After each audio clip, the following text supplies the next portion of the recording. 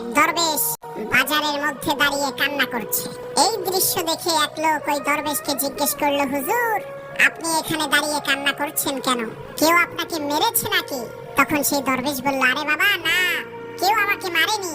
তখন ওই লোকটা বলল, তাহলে আপনি কাঁদছেন কেন?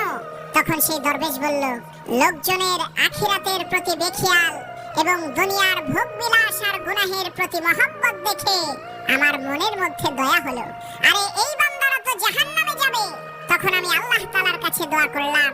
উপর থেকে গায়েবী ভাবে আওয়াজ আসলো, তুমি এই পাপী বান্দাদেরকে আমার কাছে নিয়ে আসো। এক ফোঁটা চোখের পানির বিনিময়ে তাদের সারা জীবনের গুনাহ আমি মাফ করে দেব। আমি যখন এই বাজারের লোকজনদের কাছে হেদায়েতের দাওয়াত নিয়ে গেলাম, তখন তারা আমাকে পাগল ভেবে আমার সাথে মস্কারি করা শুরু করলো, আমার সাথে ঠাট্টা বিদ্রুপ করতে লাগলো। আর এই দুঃখে আমি কাঁদছি, হায় আফসোস, এখন তো আল্লাহ তাআলা মাফ করার জন্য প্রস্তুত আছে, কিন্তু এই সকল পাপী বান্দারা মাফ চাওয়ার জন্য প্রস্তুত নাই।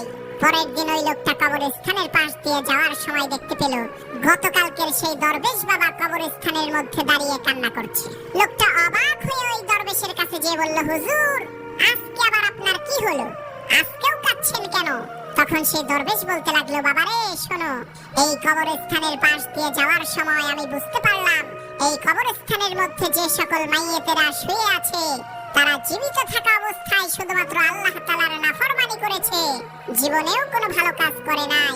এই কারণে কবরের আযাব তাদেরকে গ্রাস করেছে। কবরের এই কঠিন আযাব তারা সহ্য না করতে পেরে আল্লাহ তাআলার কাছে ক্ষমা চাচ্ছে। দরবেশের এই কথা শুনে সেই লোকটা বলল, সেটা তো বুঝলাম, কিন্তু আপনি কাঁদছেন কেন? তখন সেই দরবেশ বলল, বাবারে, আমি কাঁদছি এই কারণে, আজকে এই কবরে শুয়ে থাকা লোকেরা আল্লাহ তাআলার কাছে ক্ষমা তো চাচ্ছে ঠিকই, কিন্তু আল্লাহ তাআলা ক্ষমা করতে রাজি হচ্ছে না।